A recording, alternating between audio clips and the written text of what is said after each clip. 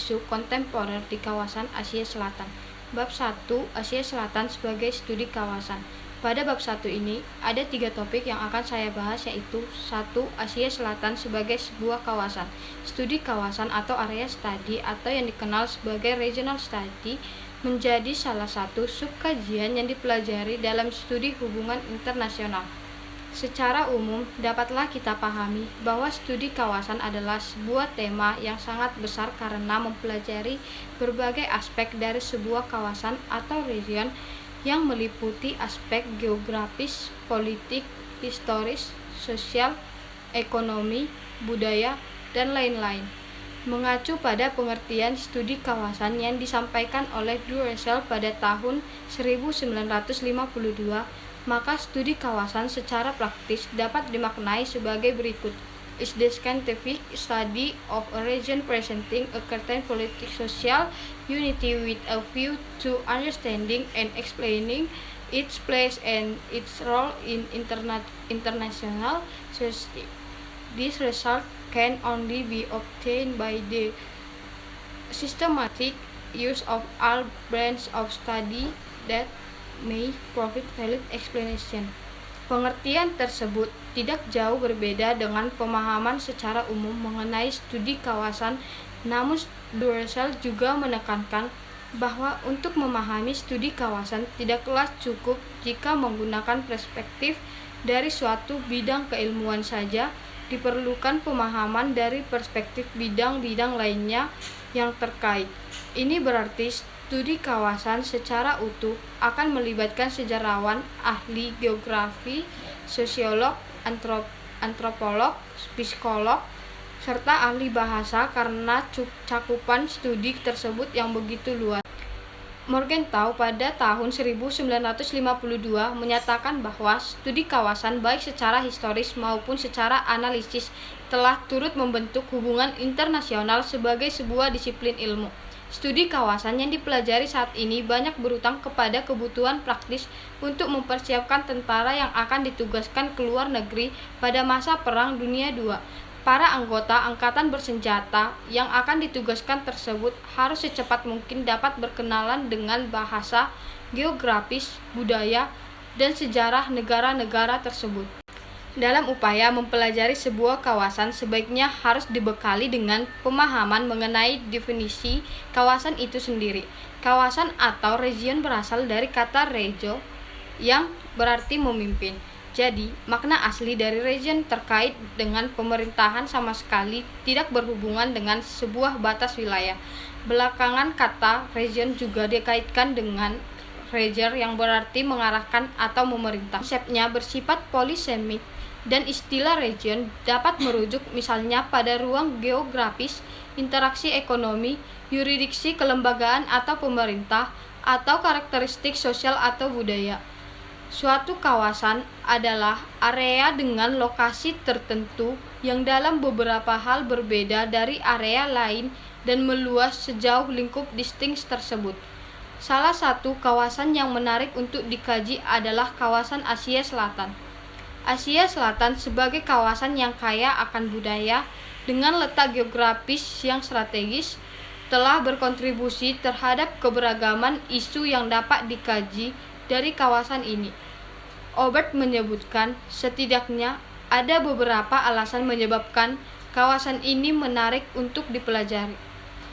Pertama, dengan jumlah penduduk lebih dari 1,6 miliar atau hampir seperempat penduduk bumi, anak benua India tidak dapat diabaikan.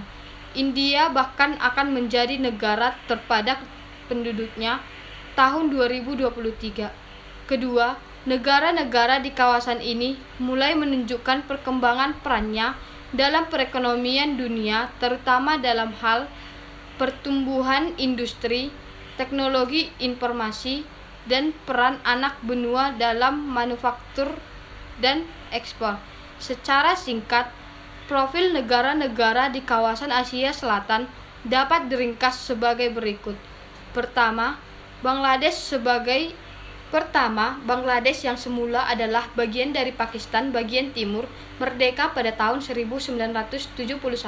Kedua, Bhutan adalah negara yang terletak di lereng Gunung Himalaya dengan pemandangan alam sangat menarik. Ketiga, Maladeva merupakan negara gugusan pulau wilayah sekitar 298 km kuadrat. Penduduknya merupakan keturunan Arab dengan Sri Lanka serta berkomunikasi dengan bahasa Dihevi yang merupakan rumpun bahasa Sinhala. Keempat, Pakistan berdiri pada tahun 1947 dengan tokoh pemimpin nasionalnya adalah Muhammad Ali Jinnah. Kelima, India disebut juga Hindus atau Bharata Varsha atau daerah Bharata. Jhelum, Chenab, Ravi, Beas, dan Studley merupakan anak Sungai Indus. Keenam, Sri Lanka yang dikenal juga sebagai Ceylon adalah salah satu negara di kawasan Asia Selatan yang mengalami konflik etnis dalam jangka waktu yang cukup panjang antara pemerintah dan kelompok minoritas Tamil yang dipimpin Macan Tamil. Topik yang kedua adalah kolonialisme Inggris di kawasan Asia Selatan.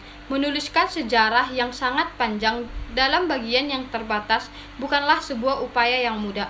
Namun pengetahuan tentang sejarah sangat penting untuk memahami konteks kekinian sebuah kawasan. Sesungguhnya, perkenalan kawasan Asia Selatan dengan Barat tidaklah diawali dengan kedatangan Inggris. Kunjungan pertama dilakukan oleh Vasco da Gama dalam perjalanannya menuju Tanjung Harapan di Afrika di tahun 1498. Setelah kunjungan tersebut, ia meninggalkan beberapa perwakilan Portugis untuk tetap tinggal di Asia Selatan dengan tujuan mendirikan pos perdagangan. Sejarah Nepal selama era Inggris berbeda dari negara-negara lain di wilayah tersebut. Himalaya menjadi blok penghalang yang menghalangi ekspansi Inggris ke negara-negara Himalaya.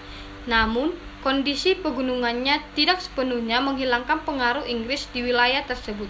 Era modern Nepal dimulai dengan penaklukan negara di bawah Raja Gurkha yang merebut lembah Kathmandu pada tahun 1768 dan mendirikan dinasti Shah. Topik yang ketiga adalah Asia Selatan kontemporer dan isu-isu kawasan pasca tahun 1990-an.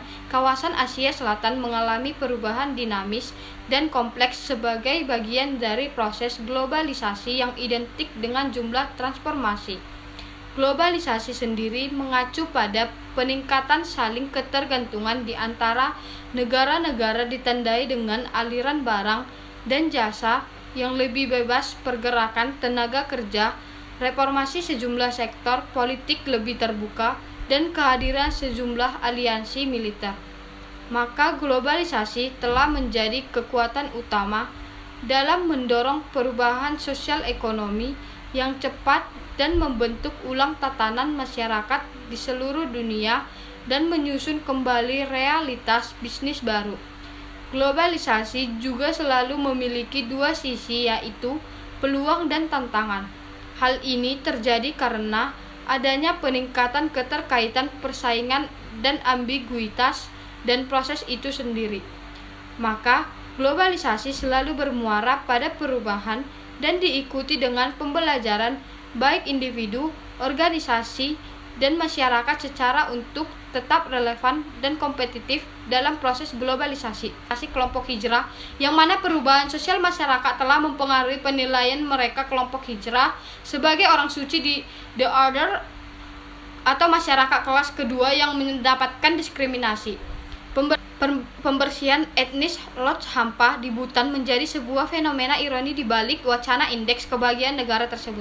Pada isu ekonomi, krisis ekonomi Sri Lanka kaya mendapatkan perhatian untuk mengkaji faktor-faktor penyebab krisis ekonomi tersebut serta implikasinya bagi kawasan. Sangat besar dan ini pastinya akan menjadi tragedi yang sangat memilukan bukan hanya bagi kedua negara tersebut, tetapi juga seluruh kawasan Asia lainnya, level domestik, level regional, level interregional, dan level global. Di level domestik, India memiliki nasionalisme yang kuat yang ditandai dengan bangkitnya ideologi Hindunya. Sementara itu, pemerintah Pakistan sangat dipengaruhi oleh kekuatan militer dalam pemerintahan. Militer Pakistan selain berperan dalam menumpas pemberontakan juga memiliki peran yang sentral dalam melawan dominasi dan mengimbangi kekuatan India. Nasionalisme India yang begitu kuat ditambah raison d'être Pakistan untuk melawan dominasi New Delhi sama dengan langgengnya sengketa Kashmir di level regional. Negara-negara kecil seperti Bangladesh, Nepal, dan Bhutan memiliki posisi yang beragam yang ditentukan oleh faktor internal maupun eksternal masing-masing negara.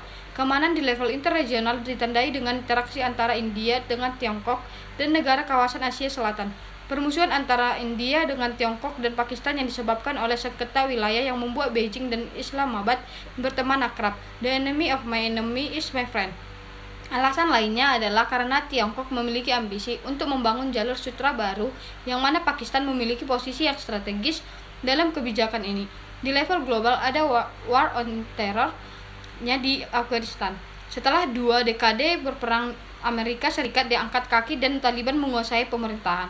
Perginya Amerika Serikat menjadi kesempatan bagi Tiongkok untuk masuk dan Beijing mulai menjalin hubungan dengan Taliban melalui penawaran bantuan dan kerjasama.